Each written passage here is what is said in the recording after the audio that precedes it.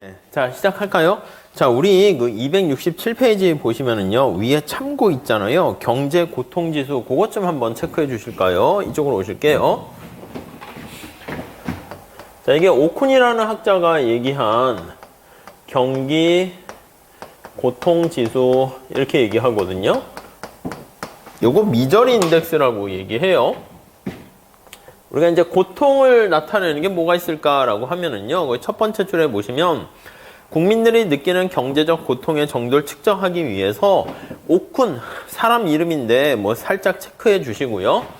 요거는 우리가 이제 실업을 당하게 되면은 실업자가 되면 이제 슬픈 거잖아요. 그래서 실업률하고요. 또 인플레이션율이 물가가 상승하면 이제 또 슬픈 거잖아요. 그래서 거기 소비자 물가 상승률 해서 인플레율이라고 할게요. 요거 두 개를 합한 것을 이제 경기 고통지수다 이렇게 얘기를 합니다. 그 정도만 정리하시면 될 것 같고요. 그리고 이제 또 70의 법칙이라는 게 있어요. 70의 법칙, 룰이라고 얘기하는데, 자, 이거는 뭡니까? 라고 하면요, 복리로 계산을 하는 건데, 어떤 값이 A라는 값이 있으면 요게 2배가 되는 상황이 이 A로 이렇게 되는 상황이 얼마나 시간이 걸릴까라고 하면은요, 요게 만약에 경제 성장률이 만약에 3%다라고 하면은요, 3%로 계속 지속적으로 커지는 거예요. 그렇게 되면 언제 이 A가 됩니까? 라고 하면은요, 이걸 70으로 나누면 돼. 3을. 그러면 대략 한 3, 2, 6, 3, 3, 9, 23년이 되면은 경제가 지금보다 사이즈가 2배 커지게 돼요. 그러니까 우리가 약간 1% 성장하고 뭐 2점 몇이니 3%니 이게 지금 순간으로 봤을 땐 거의 눈에 보이지 않는 것처럼 보이긴 하지만 이게 이제 사실은 복리로 계산하면 먼 미래 가면 눈덩이 커지는 거랑 크게 이렇게 차이가 나요. 그러니까 만약에 성장률이 7%면 어떻게 될까요? 7%면 2배가 되는 게 한 10년 후가 되면은 지금 사이즈보다 2배가 돼요. 그러니까 이게 2배가 된다는 게 콩알만한 게 2배 되는 건 별거 아니지만 대한민국 경제가 2배 되거나 미국 경제가 2배 사이즈 되는 거 이건 엄청나게 커지는 거 알 수가 있습니다. 네, 그거 상식선에서 좀 봐주시고요. 자, 다음 5번째 다음 페이지 한번 보도록 할게요. 국제수지와 환율 이렇게 나와 있어요. 국제수지와 환율 이렇게 돼 있습니다. 환율 한번 보도록 할게요. 우선 첫 번째 줄에 보시면 이 국제수지라는 개념만 살짝 봐주세요. 자, 밸런스 오브 페이먼트라는 표현을 합니다. 일정 기간 동안에 한 나라에서 발생하는 화폐의 유출입을 정리한 것이다. 이렇게요. 그러니까 우리나라가 이렇게 있으면 달러가 들어오잖아요. 달러가 유입되고요. 또 달러가 이렇게 나가요. 달러가 유출돼서 나갑니다. 달러의 유출과 유입을 이제 보기 좋게 쫙 정리한 게 우리가 국제수지표 이렇게 보시면 되겠어요. 달러가 더 많이 이렇게 유입하게 되면은 나가는 것보다 많이 들어오면 그게 우리가 흑자다라고 얘기를 하고요. 국제수지 흑자 이렇게 얘기하고 반대로 들어오는 것보다 나가는 게 더 많았어요. 그렇게 되면 우리 삶에서도 적자라는 말 쓰죠. 그래서 이게 적자 이런 표현을 쓰게 돼요. 그래서 흑자와 적자 이렇게 보시면 될 것 같고요. 그리고 들어오는 거랑 나가는 게 똑같이 되면은요, 그게 바로 국제수지 균형 이렇게 얘기합니다. 그러니까 당연히 뭐가 좋습니까 하면 이게 계속 흑자로 남는 것도 좋은 건 아니고요. 돈이 이렇게 들어오는 만큼 또 적절하게 쓰는 것도 필요해요. 구두쇠 가지고 움켜쥐는 게 좋은 게 아니고 적자 계속 써서 우리가 효용을 만족을 누리지만 이게 계속 마이너스가 되면 그것도 좋은 게 아니죠. 그래서 이렇게 언제나 국제수지도 균형을 이루는 게 좀 더 바람직하다라고 보시면 되겠습니다. 그 정도까지만 보시죠.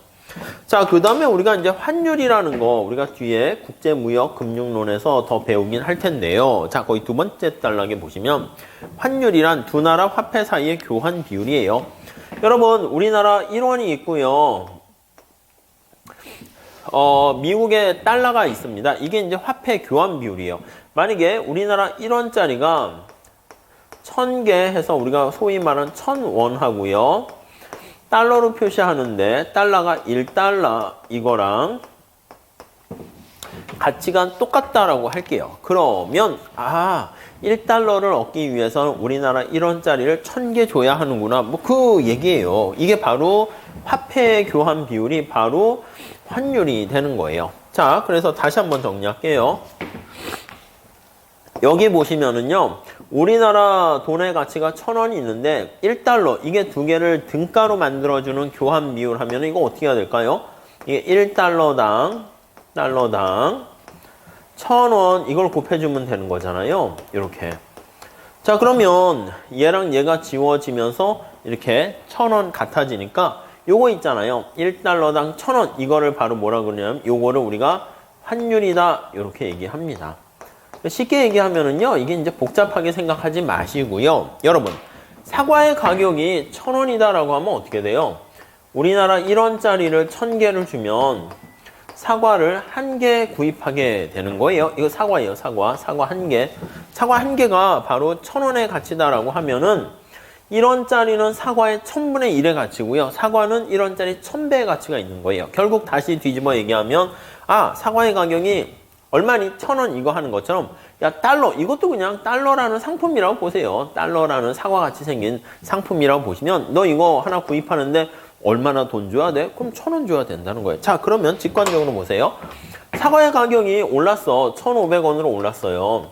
이 얘기는 뭐냐면 우리나라 1원의 가치가 떨어진 것이고 사과 1개를 얻으려면 옛날엔 1000원을 줘야 되는데 1원짜리 1000개를 줘야 되는데 이제 1원짜리 1500을 줘야 된다는 거잖아요. 그러니까 사과의 가격이 상승하게 된 거예요. 마찬가지예요. 우리가 1달러를 얻기 위해서 1원짜리를 1000개 줬었는데 달러가 상승했다. 이 얘기는 바로 무슨 뜻이냐면 1원짜리를 뭐 1,500원 올라가면 1,500개를 줘야지 달러를 구입할 수 있다라고 보시면 되겠어요.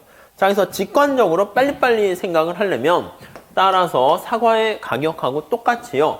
환율은 뭐라고 생각하면 됩니까? 하면 물론 꼭 미국 돈만 있는 건 아니지만 우리가 보통 달러로 많이 얘기를 하게 되니까요. 환율은 달러의 가격이다. 이렇게 생각을 하시면 될 것 같습니다. 아셨죠? 뭐 이렇게 보시면 돼요. 그러니까 우리 살짝 한번 볼게요. 참고로 여기 보시면 여기 사과가 있고요. 사과의 가격이 이거 P래니까요. 사과의 수요 곡선과 사과의 공급 곡선 이렇게 있어요. 자, 한번 다시 볼게요. 환율은 뭐냐면 달러예요. 달러. 수평축이 외환. 이게 달러예요. 달러가 있고요. 달러의 가격이 뭐다? 이게 환율이라니까요. 환율 이렇게 돼 있는 거예요. 환율. 그래서 달러에 대한 수요가 되고요. 달러에 대한 공급 이렇게 돼 있는 거예요. 자, 그래서 한번 정리를 해볼게요. 만약에 사과의 공급량이 증가했어요. 사과를 많이 생산해서 사과의 공급량이 이렇게 증가하게 되면 여기 균형점이 이렇게 변하잖아요. A에서 B로 바뀌었어요. 그러면 사과의 가격은 하락하고 사과의 거래량은 증가해요. 마찬가지입니다. 여기 나와 있는 것처럼 해외에서 달러가 국내로 많이 들어왔어요. 그럼 달러의 공급이 증가한 거죠.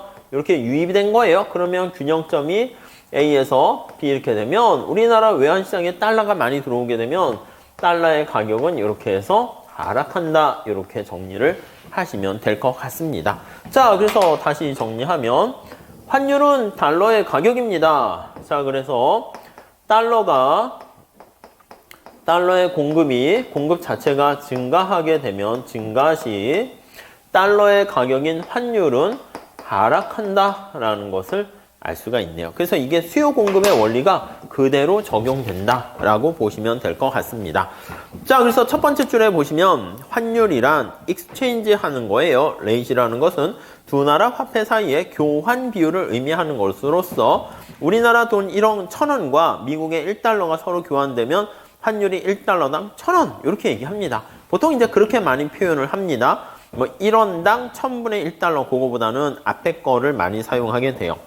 자, 그러니까 환율이 1달러당 1000원에서 1100원으로 오르게 되면 1달러를 얻기 위해서 돈을 더 많이 지불해야 되는 거예요. 밑에 한번 그림을 한번 봅시다. 자, 여기다 한번 그릴게요. 밑에 그림 보면 이게 시간이야. 연도별로 이렇게 있다가 환율 이렇게 있습니다. 환율이 어떻게 변하는가 한번 보시면은요. 자, 거기 보면 1964년, 70년대는 한 400원쯤 되다가 달러가 이제 800원 올라가다가 좀 이렇게 떨어지기도 하다가 거기 보시면 어떻게 돼요? 우리가 소위 말하는 96년 외환위기에 봉착했을 때는요. 거기 대략 한 800원 되다가 어떻게 확 올라가 봤잖아요. 확 올라갔죠. 1600원을 이렇게 거의 올라갔어요. 2배 정도 올라갔단 말이에요.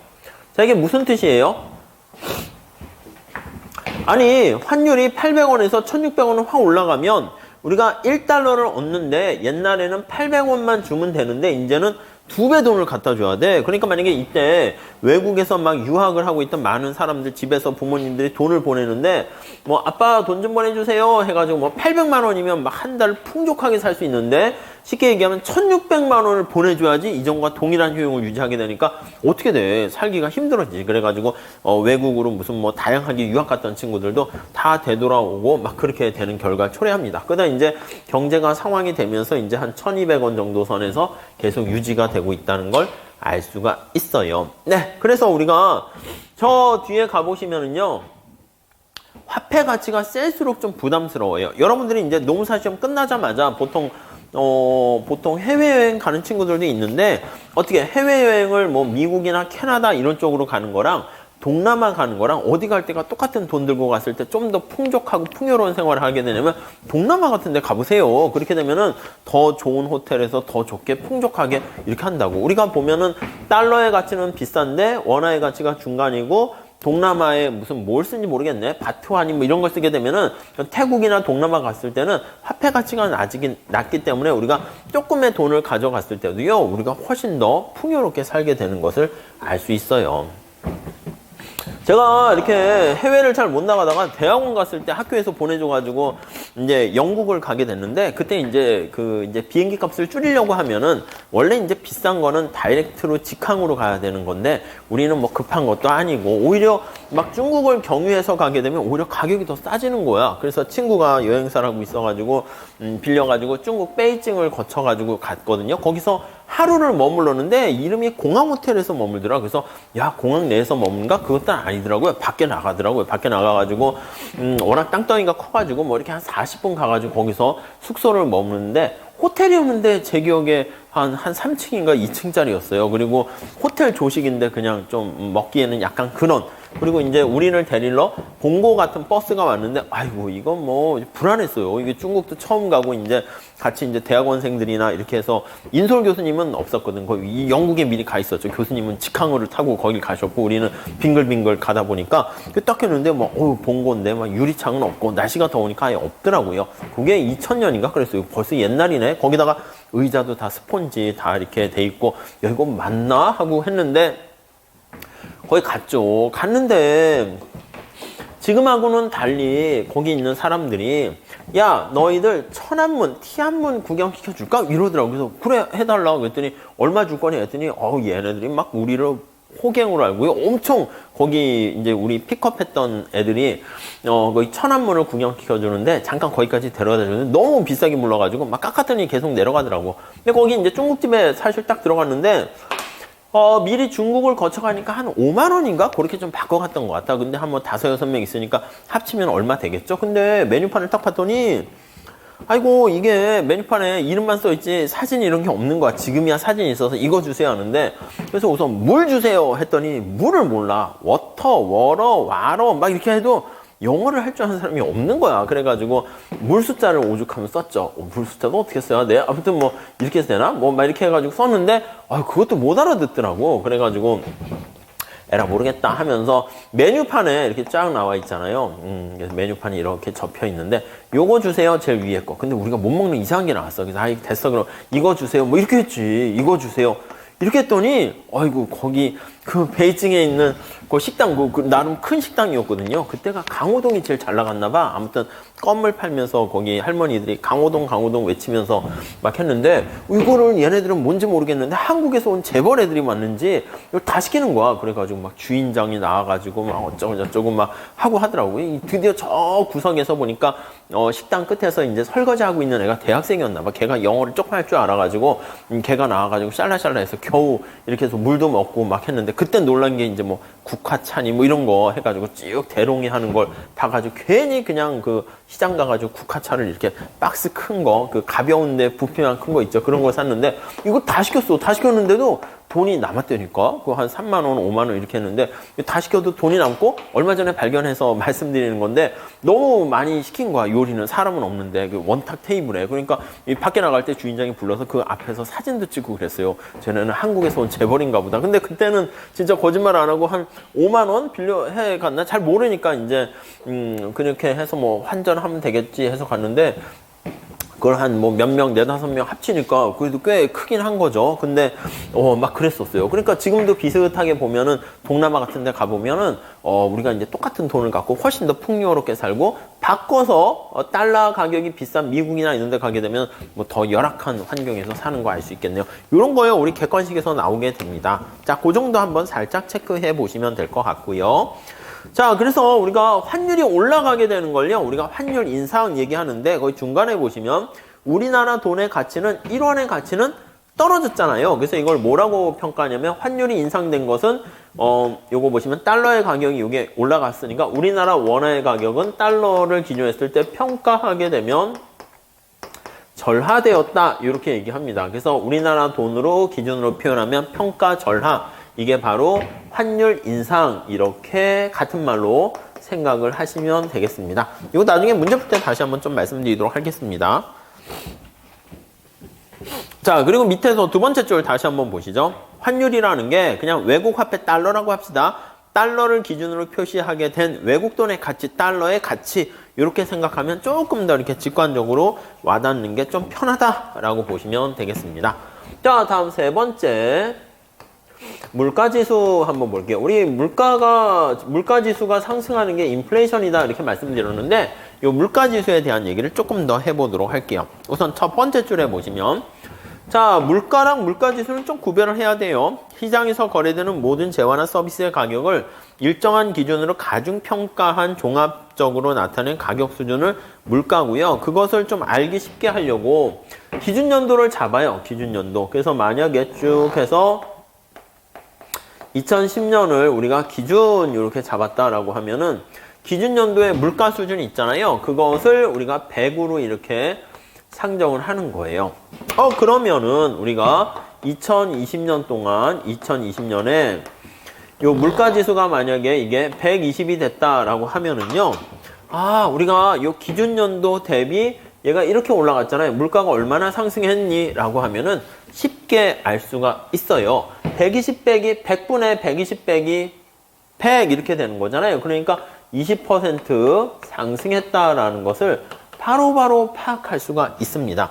그래서 이제 기준 연도를 몇 년으로 잡느냐에 따라서 지금 현재 딱 뭐 120이니 110이니 이걸 보면 기준 연도 대비 물가가 얼마나 물가 지수가 얼마나 몇 퍼센트 상승했는가를 좀 직관적으로 좀 빨리빨리 볼 수 있도록 만드는 것입니다. 네, 우선 그 정도만 보시고요. 다음 단락 보시면 자, 일반적으로 물가가 상승하게 되면 구매력은 감소한다. 맞는 얘기죠. 그래서 화폐의 구매력은 물가지수와 반비례의 그 정도 살짝 보시면 될 것 같고요. 그 다음 뭐 거기 물가는 경기와도 관련이 있고 뭐 등등등 하는데 우리가 나중에 보게 될 겁니다. 넘어가시죠.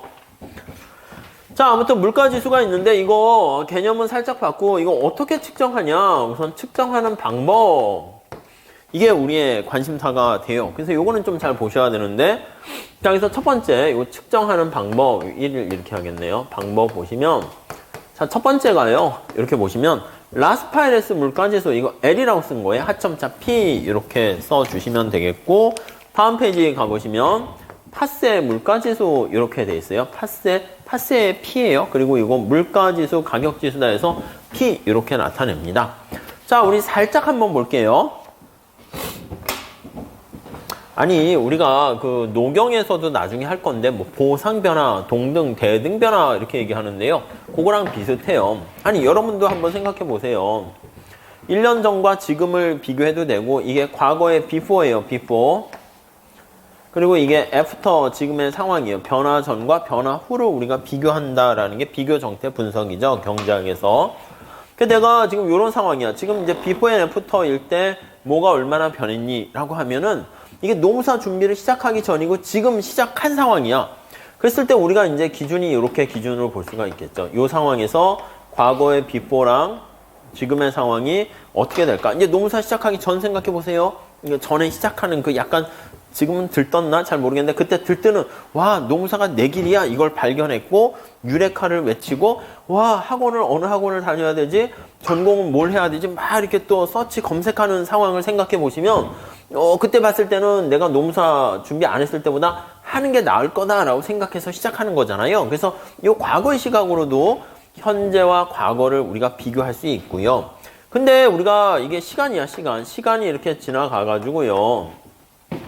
지금 시점이 왔어. 어떻게 후회하세요? 아직은 뭐 아니겠죠. 그래서 너 더 뭐 잘했군 할 수도 있고 자꾸 생각처럼 공부가 안 되고 빨리 난 1년 안에 또는 2년 안에 합격해야지라고 하는데 그게 또 생각처럼 안 되면 왜 했을까 생각도 들고 그래요. 그래서 지금 시점에서 과거의 상황 비포와 애프터 상황을 비교 평가할 수 있어요. 그러니까 우리가 어떤 변화 전과 변화 후가 있으면 이게 똑같습니다. 이 노경에서도 그대로 하는 건데 과거의 시각으로 비교 평가할 수 있고요. 아니면 지나고 나서 현재 시점에서 비교 평가를 할 수가 있어요. 당연히 기준이 달라지니까 약간 더 행복해졌겠지만 너 얼마나 행복해졌니? 라고 할 때 그 평가의 결과가 조금 측정치가 달라질 수 있어요. 마찬가지예요. 그래서 한번 잘 볼게요. 자, 우리나라 경제가 이게 시간인데 과거를 보통 이게 t가 제로라고 얘기를 많이 합니다. 이걸 기준 연도고요. 비교 연도를 1 이렇게 얘기를 많이 써요. 하점자로. 그래서 얘가 기준 연도가 되고요. 얘가 비교 연도다. 너무 위에 썼나? 아이고 쓰기가 힘드네요. 이렇게 돼 있다라고 합시다. 자, 그러면 우리 다시 한번 생각해 볼게요. 지난 시간에 말씀드린 것처럼 GDP를 측정할 때는요, 우선 뭔가 사과, 자동차 이 많은 것을 서메이션 해야 되는데, 그게 어려우니까 P 곱하기 Q 이렇게 했다고요. 그래서, 왜 2010년이라 하면, 이게 2020년이면, 기준 연도의 명목 GDP는 어떻게 됩니까? 하면, 그 상품의 과거의 가격 하점자로 표현을 합니다. 그래서 이렇게 곱하게 되면, 기준 연도의 명목 GDP다. 이렇게 얘기합니다. 비교 연도의 명목 GDP는 어떻게 됩니까? 라고 하면 2020년이다 라고 하면 2020년도에 각각의 하점자 해가지고 가격 곱하기 수량이다 이렇게 되면 이게 2020년도의 명목 GDP 이렇게 얘기를 해요. 그러니까 당해년도의 가격과 당해년도의 수량을 곱한 것을요 우리가 이것을 명목 GDP다 이렇게 얘기합니다. 자, 그런데 아까 잠깐 말씀을 드렸는데 내가 옛날보다 이때 상황이 값이 더 커졌어. 그럼 더 행복해져야 되는데 문제는 뭐예요? 여기 썼다 지울게요. 옛날에 가격이 100원짜리 하는 거 10개 판매가 돼가지고 매출액이 소득이 1,000원 이렇게 됐는데 매출액이 1,000원에서 이게 2,000원으로 증가한 거야. 와, 그러면 내가 더 행복해졌나 보다 2배 이렇게 생각했는데 알고 봤더니 사과의 생산량은 10개 그대로 가만히 있는데요. 근데 알고 봤더니 사과의 가격이 200원으로 올라간 거야. 인플레가 발생해가지고. 그러니까 우리 매출액에 잡힌 거는 2,000원에서 2배로 된 것처럼 보이지만 우리한테 관심 있는 건 뭐냐면 사과 개수라니까 실질적인 생산량이 중요한 건데 가격이 2배 뻥튀기 돼가지고 이게 올라갈 수가 있잖아요. 그러다 보니까 야야야 우리한테 진짜 행복한 거는 뭐냐면 여기 나와 있는 화폐로 나타낸 가치가 아니라 실질적인 가치가 좀 더 의미가 있겠구나 해가지고요. 그럼 어떻게 하면 되는데 야 그러면 이거 생산량이 우리한테 관심 있으니까 잘 보시고 잠깐 보세요. 생산량 개수는 그대로인데 여기 보시면 가격이 2배 뻥튀기 돼서 2배 됐잖아. 야 그러면 가격 있잖아. 이거를 계산할 때 옛날 가격으로 그냥 가져오면 어떨까? 이 생각을 하는 거야. 그래서 이렇게 생각을 하는 거죠. 옛날 가격을 그대로 가져와 가지고요. 이렇게 P0를 가져와서 그럼 이게 100원이 되는 거죠. 곱하기 Q1 이렇게 나타내게 되면 얘랑 얘를 우선 기준 연도는 얘를 그대로 가져오는 거예요. 그러니까 얘가 P0와 Q0 이렇게 되는 거죠. 자, 그래서 기준 연도의 가격을 우리가 잣대로 삼아 가지고 이렇게 Q의 변화를 살펴보면 이렇게 나타낸 밑에 나와 있는 요거를 우리가 뭐라 그럽니까 하면 이거를 바로 실질 GDP다 이렇게 얘기합니다. 자, 다시 한번 볼게요. 자, 2020년도에 우리가 GDP를 그냥 개수로 더할 수는 없어요. 왜냐면 아까 얘기한 것처럼 사과랑 자동차는 다르기 때문에, 이질적이기 때문에 화폐 가치로 바꿔가지고 환산해가지고 뭔가를 비교하려고 해요. 근데 또 문제가 뭐냐면 Q가 증가하게 되는 게 우리가 초점이 있는데, 근데 앞에 곱해지는 P, 인플레이션 때문에 P가 또 증가해서 변화할 수가 있는 거예요. 그러다 보니까 요거랑 요거를 나타내면 이게 명목 GDP인데, 야, 이게 P 때문에 변했는지 Q 때문에 변했는지를 알기가 어려워요. 그래서 기준 연도의 가격을 가져와서 요걸 잣대로 이렇게 다 앞에다 곱해주면은, 그럼 만약에 요거보다 요게 커지게 되면 왜 커진 거예요? P를 고정시켰으니까 Q 때문에 커졌구나 라는 걸 알 수가 있죠. 그래서 얘가 실질이라는 말을 쓰는데 얘가 레알이에요. 레알이 진짜예요, 진짜. 상품 가치로 나타낸, 상품의 개수로 표현한 그 뜻이에요. 상품의 개수로 표현한, 표시한, 이렇게 된 거예요. 그러니까 임금도 마찬가지예요. 여기 나와 있는 것처럼 명목이다 라고 하면 이걸 노미날 이렇게 얘기해요. 노미날 이렇게 표현을 하는데, 이건 약간 느낌이 가짜예요. 그래서 명목 이런 표현을 쓰는데, 이거는 화폐 가치로 어떤 국민소득을 표시한, 이렇게 보시면 되겠습니다. 자, 그래서 이걸 해결하는 방법은 뒤에 다시 한번 보긴 할 텐데요. 비슷한 메커니즘으로 해요. 뭐냐면 어떤 변수를 화폐 가치로 표현한 명목 임금이다 라고 하면은요, 그게 이제 변화율을 빼주거나 아니면 P로 나눠줘요. 그러면 우리가 상품 개수로 표시한 그런 뜻이 돼요. 자, 다시요. 자, 우리가 명목 소득 한번 생각해 볼게요. 명목 소득이 화폐 가치로 표현한 게, 저는 1,000원 이렇게 있으면 내가 돈을 1원짜리를 1,000개를 받았다 이 뜻입니다. 그러면 우리가 실질 소득은 어떻게 나타냅니까? 라고 하면요, 실질 소득은 우리가 이제 요걸 보시면 명목 소득을 P로 나눠주는 거야. 즉 다시 말씀드리면 사과의 가격이 100원 이렇게 돼 있으면 요거 P로 나눠주는 거예요. 그럼 명목 소득을 P로 나눠주면 사과의 가격이 한 개당 100원이면은 1,000원으로 사과를 몇 개 사요? 10개 사잖아. 그래서 사과를 10개 이렇게 상품의 개수로 표현한 게 실질 소득이다. 이렇게 보시면 되겠어요.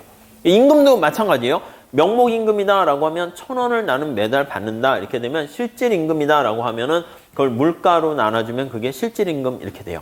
그래서 다시요. 명목 임금이 이렇게 있으면 명목 임금을 P로 나눠주면 요게 바로 실질 임금이다. 이렇게 보시면 되겠습니다. 아무튼 이 정도 봐주시죠. 여기서도 비슷해요.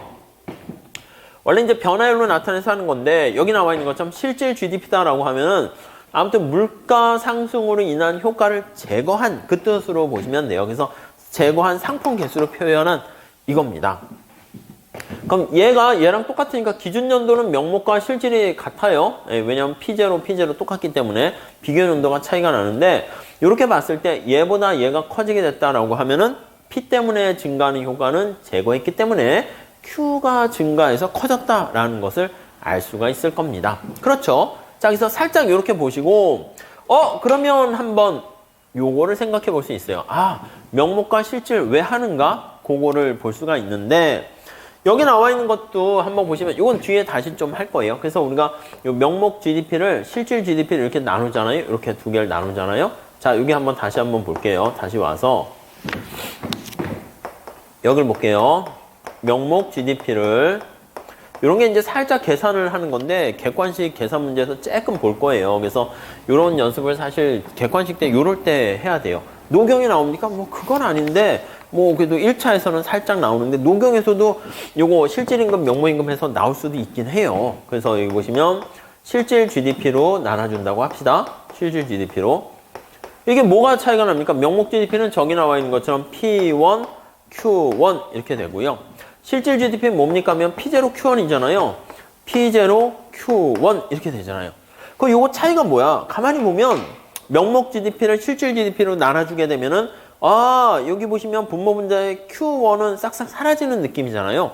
그러면 이 차이가 바로 뭡니까? 하면, 물가가 기준 연도보다 물가가 얼마나 올랐는가, 그거를 알아낼 수가 있네요. 요것도 이제 하나의 물가 지수고요. 이렇게 나타낸 것을 우리가 GDP 디플레이터다 이렇게 얘기를 하게 됩니다. 그래서 GDP 디플레이터도 하나의 어떤 물가지수로 사용됩니다. 우선 요거 잘 봐주시고요. 뒤에서 나중에 또 다시 한번 살짝 더 얘기할 거예요. 자, 그러면 우선 살짝 거기 소비자 물가지수랑 라스파이레스랑 그 다음 파세 지수 나와 있는데 그걸 먼저 또 다시 볼게요. 여기 잘 보세요. 요건 지워도 되겠죠? 살짝 지우도록 할게요. 요거 저 왼쪽에 가서 다시 한번 보도록 하겠습니다. 왼쪽에서 다시 씁시다. 이쪽에서 다시 한번 쓸게요. 자, 여기까지만 지우도록 할게요. 여기 한번 보세요. 자, 우리가 물가지수에 대해서 우리가 표현을 하는데요. 물가지수에 대해서 살펴보고 있어요. 자, 그런데 우리가 앞에서 얘기한 것처럼 야, 나는 물가가 얼마나 올라갔나 그걸 보는 게 목적이에요. 그럼 P0가 있고요. P1 이렇게 쓸 수 있어요. 근데 이것만 놓고 어떻게 할 수 없다니까. 상품이 사과만 있으면 이렇게 하면 되는데 사과, 배, 바나나, 자동차 무수히 많은 걸 다 서메이션 해야 되니까 여기다가 Q를 곱해줘야 된단 말이에요. 그랬을 때 저쪽에 나와 있는 거는 Q를 곱해줄 때 어떤 Q를 곱해줄까가 이제 고민이 되는 거예요. 이게 관심인데 야, 우리 옛날에 Q를 이렇게 곱해주자 이렇게 볼 수가 있고요. 자, 하나만 더 볼게요. 야, 나는 물가가 얼마나 상승했는가가 관심이야. P0랑 P1을 보려고 해요. 근데 우리가 아까 얘기한 것처럼 비교 전이 있고 비교 후가 있어요. 그래서 야, 나는 뒤에 Q를 곱해줄 때 비교 전의 상품 묶음 바구니를 기준으로 하지 않고 비교 후의 바구니를 이렇게 하는 두 가지 방법밖에 없지 않겠습니까? 두 개, 비교 전과 비교 후니까 기준연도, 비교연도 보시면 이 두 가지밖에 없어요. 그래서 우리가 이제 이름을 붙인 거야. 요거는 분모분의 분자 차이가 발생하게 되면 P 때문에 차이가 발생했구나라는 걸 알 수가 있어서 물가지수라고 얘기할 건데 과거의 상품 묶음을 가지고 우리가 기준으로 잡았잖아요. 그래서 이걸 라스파이레스 물가지수다 이렇게 얘기합니다. 그래서 라스파이레스 뭐 발음이 그러네. 아무튼 물가지수. 그래서 이게 라스트 생각하시면 돼요. 라스트 뭐 쉽잖아. 과거 생각하시면 돼요. 자, 이렇게 되어 있는 것을요. 분모분의 분자를 비교해 보면 물가가 얼마나 변화했는가 그걸 알 수 있는데 이게 파세 물가지수 이렇게 얘기합니다. 파세 물가지수 얘기하고요. 파세니까 약간 제가 만든 건데 프레젠트라고 보시면 사람 이름이에요.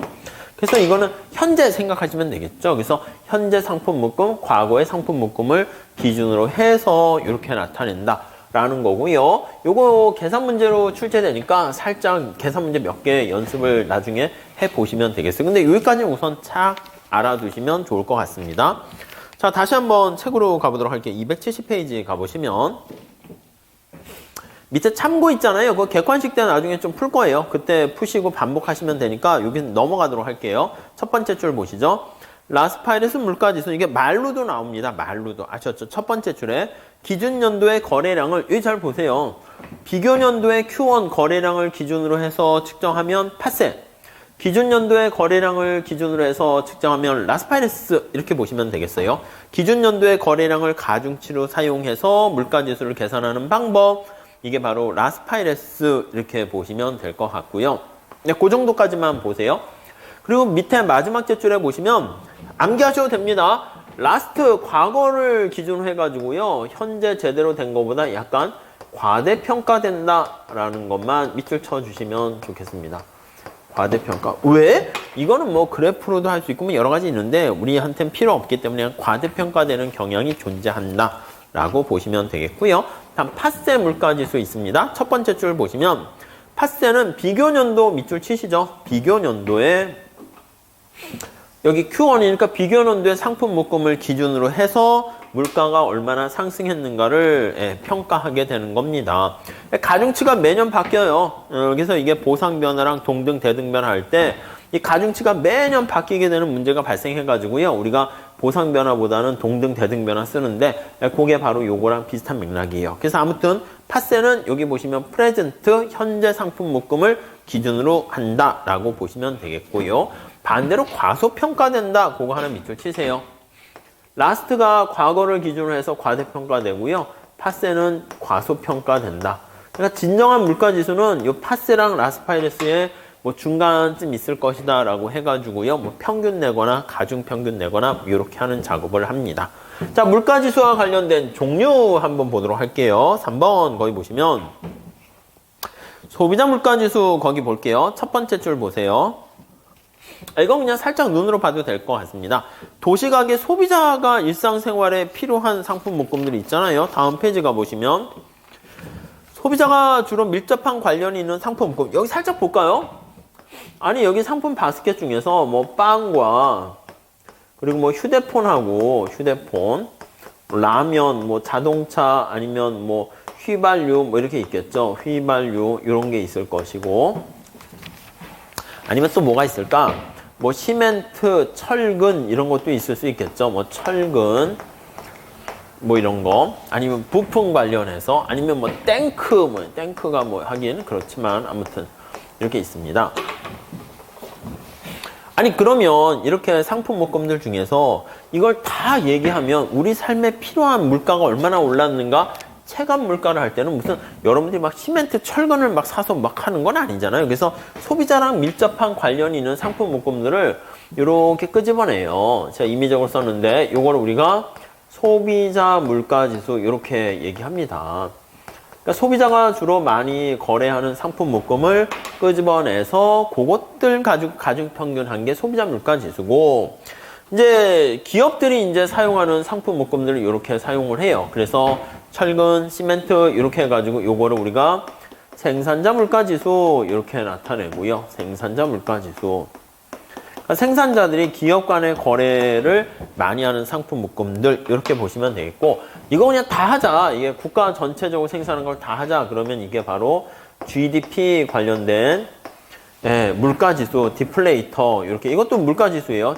GDP 디플레이터 이렇게 나타내는 것을 알 수 있어요. 그러니까 품목이 어디에 뭐가 어떻게 바스켓 안에 들어가는가가 좀 달라집니다. 그래서 그건 암기하지 마세요. 272페이지 위로 가보시면 첫 번째 줄에 가계 소비에 지출해서 차지하는 비중이 얼마 이상인 500여 개 되는 상품 묶음을 선정해서요. 그걸 가지고 나타내는 게 소비자 물가지수고요. 밑에 생산자 물가지수는 소비자 물가지수는 CPI라고 그래요. PC가 컨슈머예요. 생산자 물가지수는 첫 번째 줄에 보시면 국내 시장의 1차 거래 단계에 있는 기업 간에 거래되는 거예요. 생산자가 거래되는 재화나 서비스의 평균적인 가격을 측정하기 위한 것이고 아니 기업 간의 거래가 대상 품목이 좀 더 많습니다. 한 1000여 가지 정도가 되는 것이고요. 근데 재밌는 거는 라스파이레스 방식 그거 밑줄 치시고 위에 소비자 물가지수도 라스파이레스 방식이죠. 그거 잘 체크해 주세요.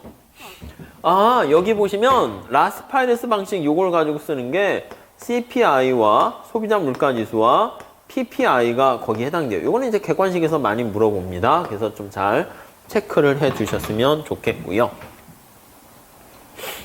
자, 이거 파세 물가지수인데요. 이게 GDP 디플레이터인데요. 거기 밑에 한번 볼게요. 첫 번째 줄에 GDP 디플레이터는 국민소득 추계 시 명목 GDP를 실질 GDP로 나누는 이쪽으로 올까요? 자, 여기 한번 보세요. 아이고, 많이 가네. 이게 명목 GDP잖아요. 이거 실질 GDP로 나누면 어떻게 됩니까? Q는 비교 연도의 상품 묶음을 기준으로 해서 P가 얼마나 변했니 이렇게 되는 거니까 명목을 실질로 나눠주게 되면은 이게 바로 GDP 디플레이터인데 이게 무슨 지수? 과거가 아니라 현재니까 파세 물가지수예요. 그래서 거기 GDP 디플레이터 거기 보시면 명목 GDP를 실질 GDP로 나눠서 사후적으로 이제 측정하게 되는 건데 가장 GDP니까 포괄적입니다. 포괄적 이렇게 되어 있고요. 맨 마지막 제줄에 파세 밑줄 치시면 좋을 것 같습니다. 그래서 파세 방식으로 산출을 하게 됩니다. 자, 그리고 밑에 표를 한번 볼까요? 우리나라의 GDP 디플레이터 보시면 2010년도를 거기 보시면 100으로 기준을 삼은 거예요. 그래서 2010년도를 100으로 기준으로 삼은 다음에 거기 11년도, 12년도 보면 101점 얼마, 102점 얼마 이렇게 보면 물가가 100을 기준으로 해서 뭐 1% 올랐는지 2%, 3%, 4%인지 뭐 11% 올랐는지 빨리빨리 파악할 수 있으니까 우리가 기준연도 관심 있는 걸 딱 정해가지고 얼마나 변했는가 그거를 측정하게 된다. 라고 보시면 될 것 같습니다. 자, 그 다음에 273페이지 가보시면요. 이게 아까 말씀드린 소비자 물가지수에 대해서 한국은행에서 발표된 건데 재밌어요. 거기 보니까 1945년부터 75년 있는데 75년 볼게요. 45년은 너무 옛날이죠. 75년 보니까 뭐 재밌는 게 뭐가 있나요? 거기 보니까 쇠고기, 돼지고기 등 있고, 자장면도 있네? 141원이에요. 그런데 지금 2005년이지만 거기 어떻게 해서 3,222원. 이것도 뭐 옛날이지만 왜 이렇게 많이 몇 배나 올랐는가 그게 비율이 나와 있고요. 맨 마지막에서 밑에서 두 번째 줄 한번 보시면은 뭐 형광등뿐만 아니라 대학 납입금 있잖아요. 75년 뭐야? 20만 원도 아니고 11만 6천 원이었잖아요. 근데 2005년은 264만 원이니까 이렇게 오른 거 알 수 있고, 그리고 서울 지역의 집가 지수가 100인데 2,928, 그래서 거의 30배나 뛴 거 알 수가 있습니다. 아무튼 이런 것들 뭐 이렇게 나와 있는 재밌는 거라서 거기다가 한번 정리를 해봤어요. 자, 넘어가시면 참고 거기 보시면은요. 뭐 274페이지 객관식 때 나중에 또 조금 할 겁니다. 소비자 물가지수 거기 보시면 제일 중요한 게 밑에서 두 번째 줄 보세요. 계산 방식이 있는데 라스파이레스 가격 지수고요. 요 생산자도 라스파이레스라서요. 거의 로우 방식이 있는데 뭐 약간 변형한 건데 그냥 시험에 나오냐 라스파이레스 하시면 될 것 같고요. 그리고 GDP 디플레이터는 파세 방식이다. 그러니까 GDP 디플레이터 그거 계산하는 거랑 그 내용까지도 살짝 체크해 두시면 될 것 같습니다. 뭐 그 정도 보시고 뭐가 들어가고 이런 것까지 뭐 하는 거는 뭐 객관식 때 좀 할게요. 뭐 지금 하실 건 아니고 지금은 큰 개념을 파악하시는 게 더 좋습니다. 그리고 이제 밑에 참고는 그냥 우리가 뭐 경제 자유도 지수 등등등 뭐 그런 것들 늘 신문에 다양한 지표들이 공개돼서 거시경제니까 참고로 한번 봤으면 해가지고 거기다 넣어놨습니다. 자, 그 다음에 이제 275페이지가 보시면 거시경제학의 철학과 관련된 정책 나와 있는데 그걸 조금 설명을 드리도록 할게요. 이게 이제 거시경제학은 미시와는 달리 미시는 그냥 약간 수리적으로 해가지고 효율성과 뭐 공평성 이렇게 얘기하면 되는데 거시경제는요 뭔가 고전학파랑 케인즈학파에 대한 철학, 이념, 논쟁이 밑에 깔려 있어요. 그래서 거시경제를 바라보는 밑에 경제학의 철학이라는 게 밑에 깔려 있어요. 철학과 정책 이렇게 한번 살펴보도록 하겠습니다. 먼저 첫 번째 보시면 고전학파랑 거기 대응되는 케인즈학파 요걸 좀 보셨으면 좋겠습니다. 자, 고전학파는 이게 이제 옛날 경제학자들이거든요. 그래서 시장을 신뢰해요. 우리가 생각하는 고전학파는 아담 스미스 생각하시면 될 것 같습니다. 아담 스미스는 국부론이라는 책을 써요. 말 그대로 국가의 부를 이렇게 크게 높이기 위해서 어떻게 해야 되는가 그걸 연구했는데 그 방법이 가만히 보니까 야, 네가 뭘 잘하는가를 봐서 그걸 더 갈고 닦으라는 거예요. 그래서 자신이 뭘 잘하는가 그게 비교위예요. 어떤 게 상대적으로 내가 재능이 있는가 그걸 잘 간파를 한 다음에 그거를요 계속 갈고 닦는 거야. 그래서 전문화를 하는 거예요. 전문화하는 게 바로 이제 특화를 하는 거죠. 특화를 한 다음에 이거를요 국가 간에 교육을 하는 거야. 교환을 하는 거죠. 이게 무역이잖아요. 무역을 하게 되면 그 전만 해도 제로섬 게임인 줄 알았더니 그게 아니라 오히려 국가 경제 전체를 더 부강하게 만든다라는 아이디어를 제시한 게 이제 국부론이 되는 것이고요. 그래서 이제 자유무역의 원리가 밑에 베이스로 깔려 있어요. 그리고 또 하나의 원리는 뭡니까? 라고 하면은 미시에서 얘기한 것처럼 어떤 거에 대한 가치는 바로 뭐에 의해서 결정됩니까? 하면 이제 노동가치설이다 해서 이제 그런 것들을 얘기를 하게 됩니다. 그 또 하나 국부론에서 또 제기하는 게 또 뭐가 있습니까? 라고 하면은요. 야, 아담 스미스의 보이지 않는 손이 있으니까 국부론에서 아담 스미스가 제기하는 게 보이지 않는 손, 그걸 강조하는 거예요. 그래서 보이지 않는 손에 의해서 야, 네가 어떤 사익을 추구할지라도 그게 이 칠판 지우개라든가 이 분필 만드는 사람들이 뭐 우리를 위해서 만들었겠습니까? 아, 물론 그런 것까지 불특정 다수를 위해서 만들긴 했겠지만 그냥 개인의 돈을 벌려고 한 거죠. 근데 돈을 벌기 위해서 사익을 추구했으나 이게 보이지 않는 손에 의해 가지고요 공익으로 이렇게 전환된다라는, 야, 그러니까 네가 사익을 추구하는 게 그렇게 네거티브한 나쁜 짓을 하는 건 아니야. 이렇게 얘기를 하게 됩니다. 그래서 이 보이지 않는 손의 작동 원리 우리가 미시경제학에서 살펴봤겠지만 이게 바로 우리는 시장의 원리다라고 얘기합니다. 시장의 가격이고 이렇게 됩니다. 가격을 의미해요. 그러니까 이전의 경제학자들은 시장을 굉장히 신뢰하게 됩니다. 시장에 보이지 않는 손에 의해 가지고 모든 희소한 자원들이 적절하게 배치가 되는 것이고 너무 비싸면 내가 먹고 싶어도 안 사는 것이고요. 내가 다른 사람보다 더 맛있게 스파게티랑 아니면 돈가스를 만든다. 그럼 내가 돈가스를 하는 것이고 나는 스파게티랑 돈가스를 좀 만드는데 재능이 없어. 그럼 난 그거 안 하고 그건 사 먹고 내가 좀 더 잘하는 거에 나는 특화를 하게 된다는 것이죠. 그렇게 돼서 시장이 아름답게 이렇게 잘 작동된다라고 보는 게 이제 고전학파예요. 그래서 이게 시장의 원리죠. 그런데 문제가 발생했어요. 1929년에 엄청난 경기 침체가 발생해요. 소위 대공황이다라는 앞에 그레이트라는 말을 붙이게 됩니다. 엄청난 경기 침체가 발생하게 됩니다. 그때 그전에 거시경제학이라는 게 없었어요. 그 전까지는 그냥 경제학자들은 아담 스미스를 비롯한 마샬부터 해서 쭉 돼 있는 사람은 걱정 마, 조만간 경제가 좋아지겠지 했는데 이게 좋아질 듯 했는데 아니 더 나빠지는 거야. 그래서 저기 경제학자님, 우리가 얘기하는 유명한 피구라는 경제학자가 있습니다. 그래서 뭐 피구가 아니고 우리가 그 어빙 피셔라는 학자가 있어요. 피셔라는 학자가 이제 하버드 대학에 연구소를 차려가지고 쫙 잘 나가는 사람인데 언제 교수님 경제가 좋아질까요? 조만간 좋아질 것 같아요. 근데 이게 안 좋아지는 거야 계속. 그래서 또 교수님 언제 좋아할까요?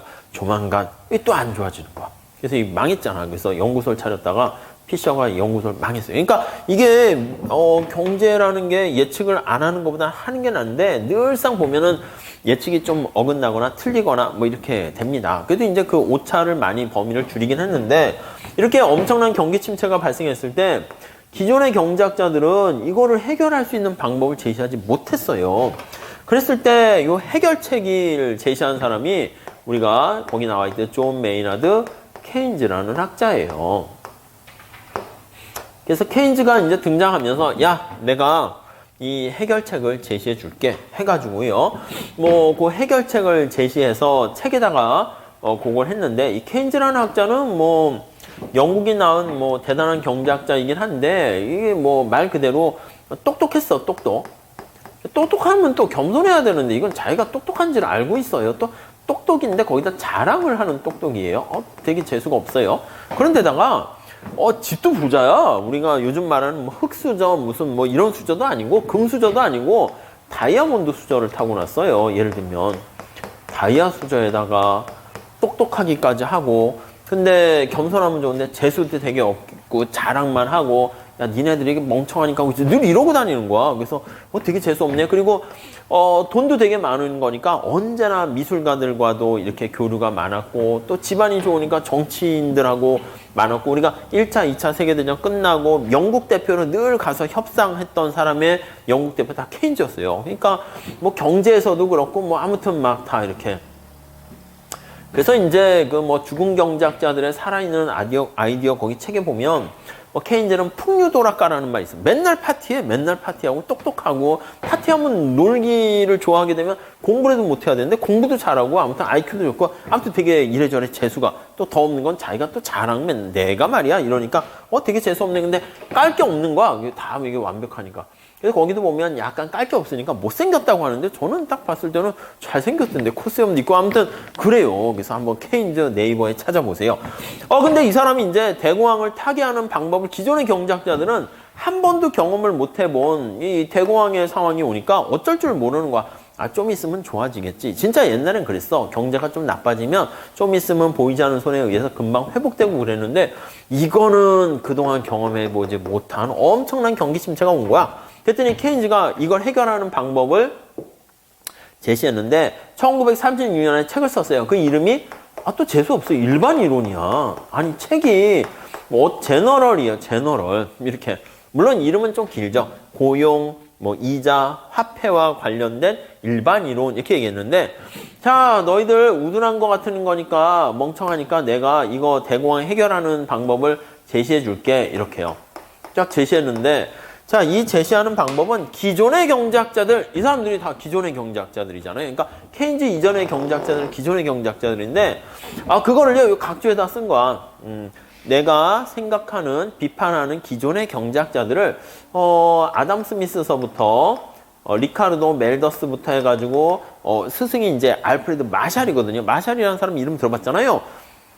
캠브리지 대학에 이제 뭐 교수였었는데 자기를 교수 안 시켜줘가지고 기분이 나빴나 봐. 그래서 마샬까지 다 해가지고 자, 니네는 싸잡아서 고전학파다, 클래시컬하다 이렇게 여러분들 누가 만나서 어이구 미인이시네요, 미남이시네요, 1970년대 고전적 미인이시네요 이런 기분이 좋아요? 감사합니다. 뭐야 지금 상황에서는 그러니까 느낌이 고전적입니다 하면 이게 좋게 표현하는 거지 지금 상황에서는 아니다 이 뜻이잖아요. 아니 그러니까 누가 자기 이름에다 고전학파를 달겠어? 기분 좋겠어요? 야 우리 고전학파 누가 그래?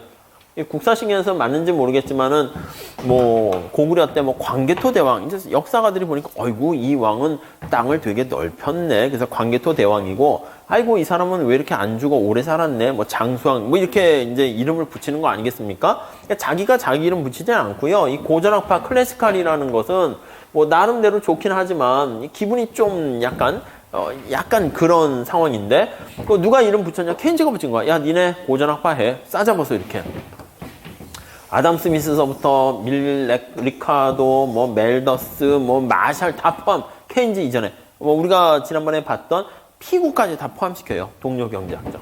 너 뭔데? 나 케인즈 학파. 이 대단하지 않아요? 그러니까 우리가 대결을 하는데 자기는 그냥 케인즈 학파, 물론 자기가 이름 붙이지 않았겠지. 케인즈 의견을 따르는 많은 사람들이 추종자들이 있어서 우리는 케인즈 학파다 이렇게 했고 나머지는 고전 학파. 이 안에 그냥 엄청난 기라성 같은 천재적인 경제학자들이 다 들어가 있고 그걸 1대 다로 이렇게 맞짱 뜬 게 케인즈니까 사실은 뭐 보통 사람이 아닌 거죠.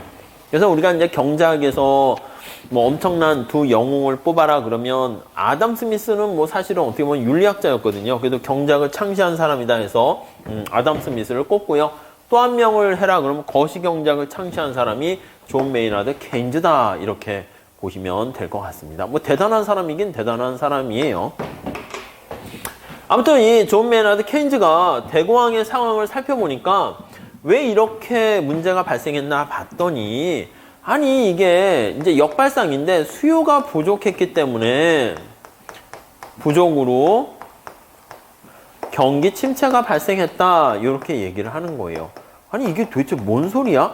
그러니까 옛날 경제학에서는요 그런 문제가 발생할 필요가 없었어요. 여기 보시면 이런 경제가 막 확 산업혁명 이후에 사람들이 자동차며 뭐며 이게 공급이 중요한 거, 노동가치설이 마찬가지죠. 이게 공급이 중요했던 시절이거든요. 중시.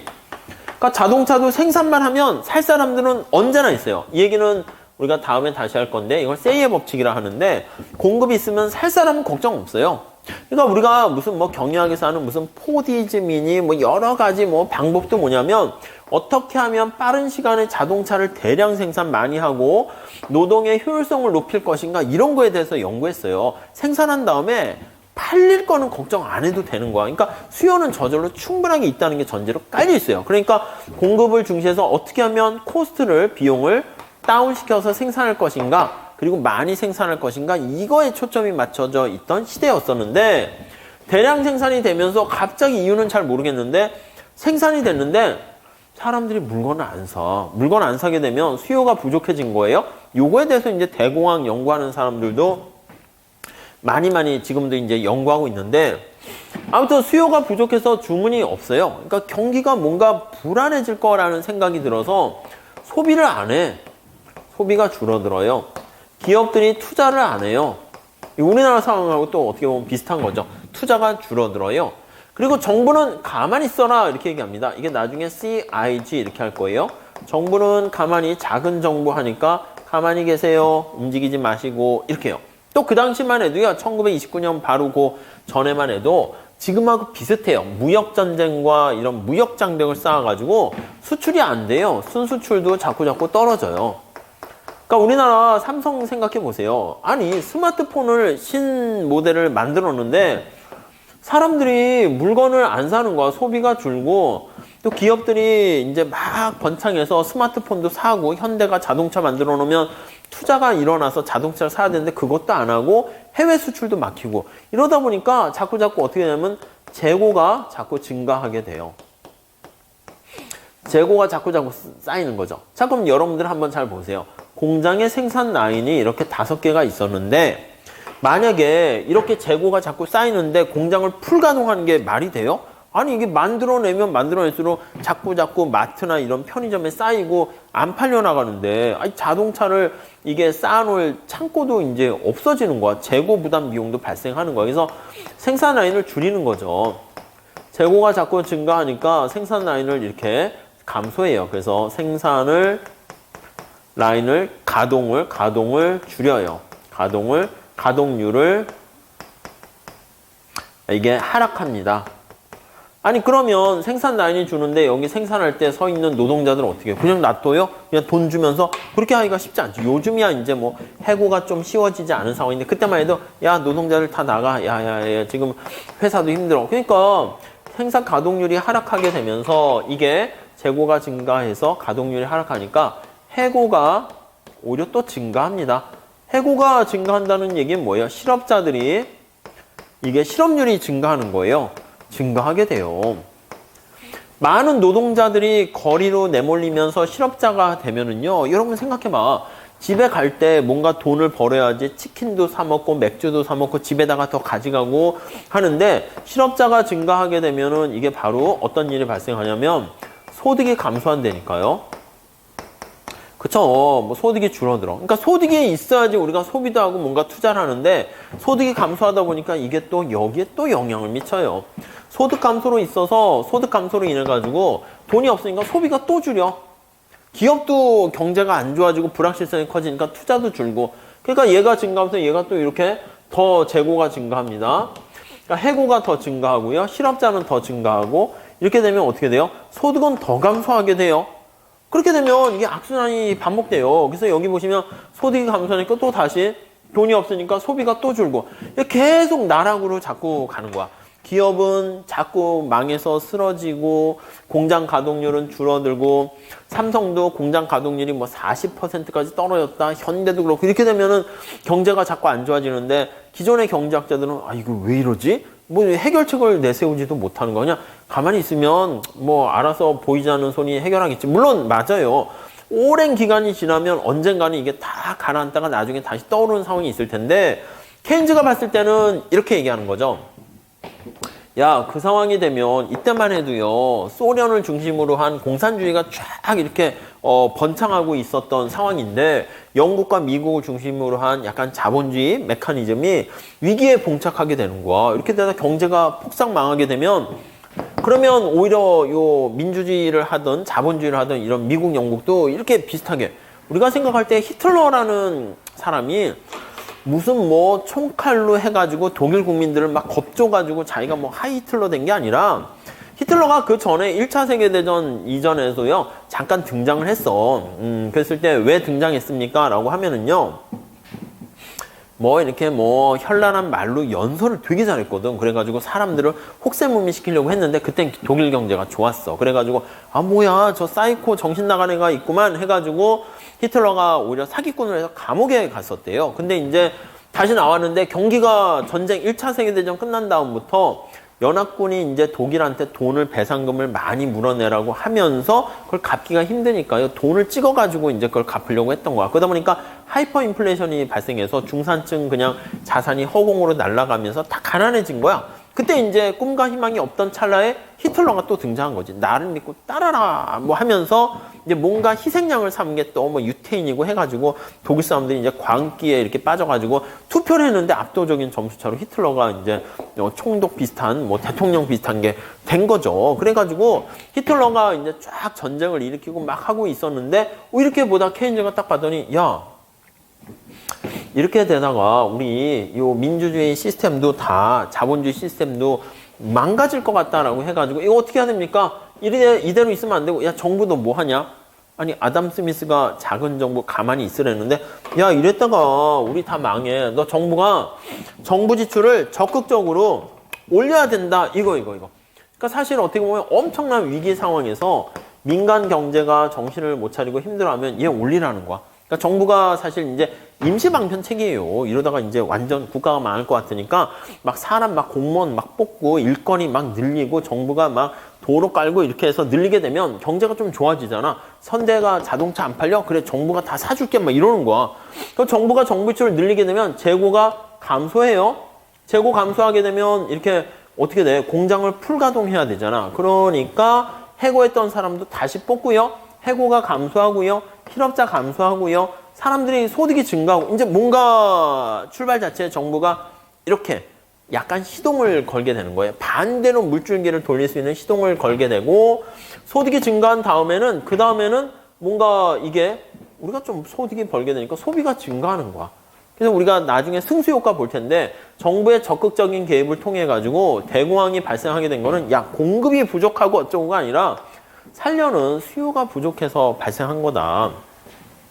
강의를 열면 뭐해. 수험생들이 별로 좋아하지 않는 강의는 열어봤자 강사만 힘들고 아무 의미 없잖아요. 그러니까 수강생들의 니즈를 충족시키는 강의를 열어야 되는 거지. 그래서 우리가 수요 측면에도 집중을 해서 봐야 되겠다 이런 생각을 하게 되었고 그 수요를 창출하는 게 바로 정부가 창출할 수 있다는 거예요. 그래서 정부가 적극적으로 개입을 해라 해서 큰 정부를 통한 적극적인 시장의 개입, 적극적으로 개입을 해야 된다 이렇게 주장을 하는 게 바로 케인즈다라고 생각을 하시면 되겠고요. 때마침 케인즈의 이러한 정책이 또 영국에서는 잘 안 먹혔어요. 영국 애들이 아까 얘기했잖아. 되게 재수 없었다니까. 막 시험을 봐도요.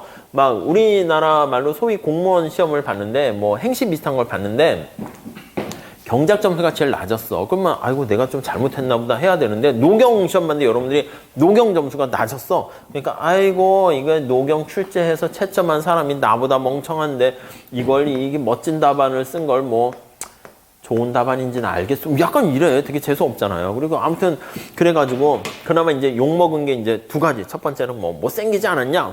별걸 가지고 다 얘기를 해요. 또 두 번째는 너 케인즈 일로 와봐. 솔직히 말해. 너 빨갱이지. 뭐 이러는 거야.